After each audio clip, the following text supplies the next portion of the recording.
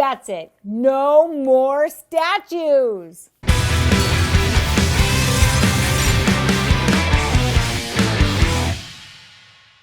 Hey guys, it's DT. Welcome back to the channel. Today I have another custom statue unboxing for you guys. So I've unboxed a lot of Hulks on the channel. We've got Hulk transformations, Gladiator Hulks, Red Hulks, She-Hulks. Well, today we've got the Red She-Hulk. If you guys aren't familiar with the Red She-Hulk, she made her first appearance back in 2009. We find out later on that she's actually Betty Ross, the love interest of Bruce Banner and the daughter of Thaddeus Thunderbolt Ross, the Red Hulk. I had always thought Betty Ross died, but apparently they brought her back to life and they gave her some powers.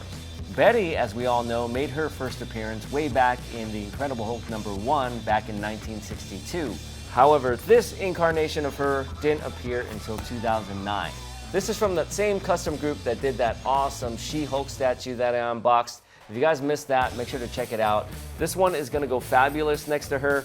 The concept and pictures looked amazing, so I'm really excited to open this up. So without further ado, let's open it up. Looks like we've got Red She-Hulk over here.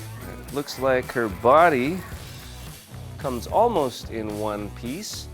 She's missing an arm and the head. So unlike She-Hulk, who came all in just one big piece, this one we get to attach her arm and her head. Not too big an issue because she's got a big collar here, so we're not gonna have a big unsightly seam. And then her arm is just gonna fit in with her clothing. But really nice painting you can see here on the red portions. We've got some nice shading on the muscles. You can see those veins. Every Hulk statue needs some good muscle tone, and she definitely has it. Just like She-Hulk, she's got sort of these weightlifter gloves on with the fingers cut out.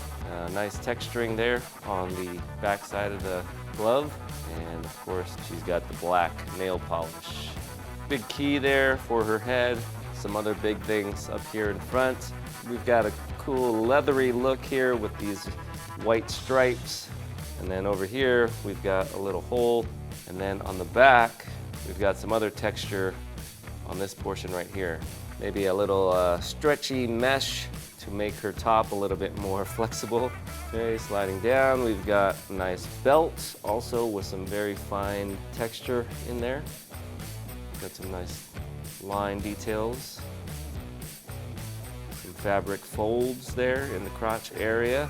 Here we have some more exposed red skin. When she first appeared in comics, she was actually wearing Domino's outfit, and that thing was like torn to shreds. So this is definitely a more put together costume. Check out these boots. So very sleek looking boots.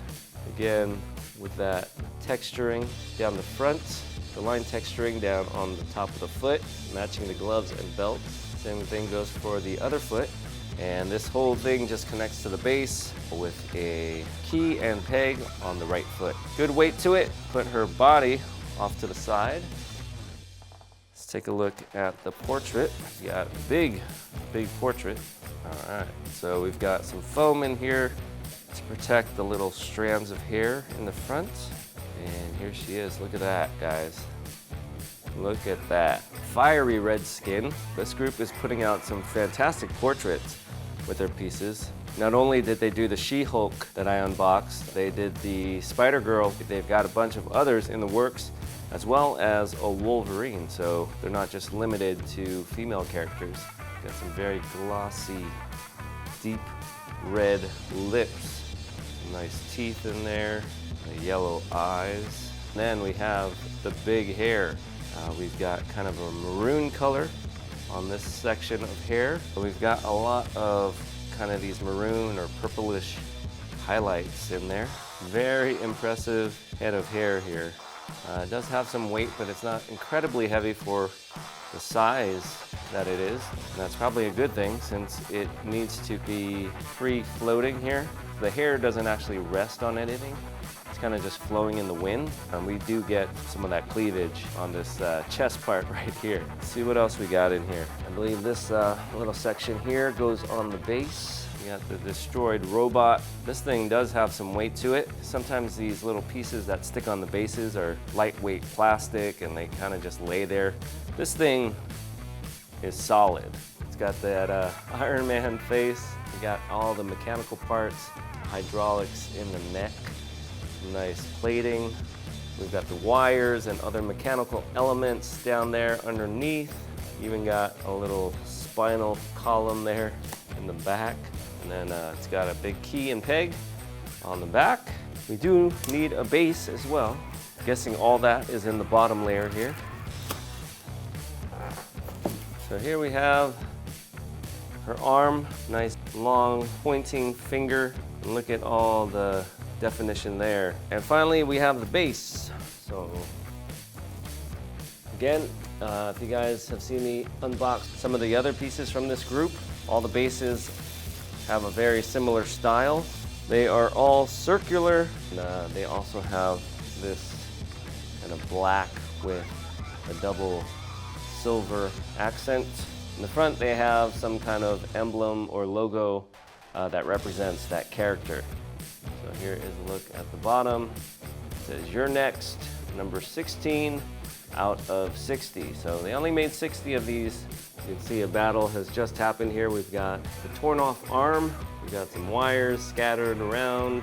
Another part of him, I guess. And we've got the Stark Industries logo there. She's definitely torn apart Iron Man's facility. We've got some spilled oil on the ground as well. That's the contents. Let's go ahead and get her all put together. All right guys, so here we go. The base is already here on the turntable. Looks like it's gonna be a pretty simple setup. Let's go ahead and stick her body on there. So we got the key over here, and it looks like she's pretty much straddling the entire width of this base. Fits in there pretty snugly. No movement whatsoever. This thing is solid. Then we've got this guy right here. He just keys in with his head kind of flopping over the edge. Let's go ahead and give her head.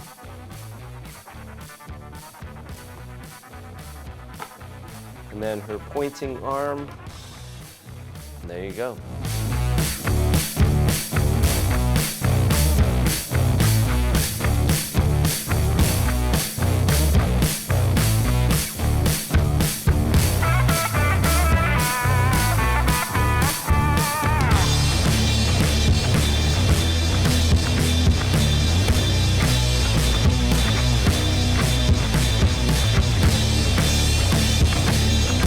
All right guys, so here she is, the red She-Hulk. This thing is awesome. So we've got a pretty minimalistic museum style base, just enough to kind of tell a story here. Nothing too elaborate, but I think that's kind of the purpose with these bases, is to really draw your eye to the main focus, which is the red She-Hulk. Like I said, lots of cool details on this little robot, but the first thing your eye is going to be drawn to is this fiery red skin and this phenomenal sculpt. Anytime you do a Hulk or She-Hulk statue, you gotta have the muscle proportions dialed in correctly. I think they nailed it with this pose. We've got the emotion, the glamour, and of course the muscles. I love the details on this one. For being a museum style statue, this one's got some really good energy. We've got energy flowing through her arms, through her finger. Her other arm has got a lot of tension in it. And then we've got her hair kind of flowing the opposite direction. So even though she's not moving, you do get a sense of movement. Anytime a statue can do that, I think it's a big win. So I'm gonna have to play around with where I'm gonna display this thing. I'm probably gonna display this with the other pieces that I have from this group, since all the bases kind of match. She would look great next to She-Hulk, but I do have that XM Studios Red Hulk, which I think she will look great next to as well. We'll just have to see. I would bring him in here and take a picture of it, but I think it's too heavy. But wherever I put it, it's definitely gonna be an eye catcher. So congratulations to the group. Congratulations to anyone else that picked this one up. I think you guys are gonna love it. Let me know what you guys think of her in the comments down below. Thanks for watching, and we'll see you guys next time. Bye-bye.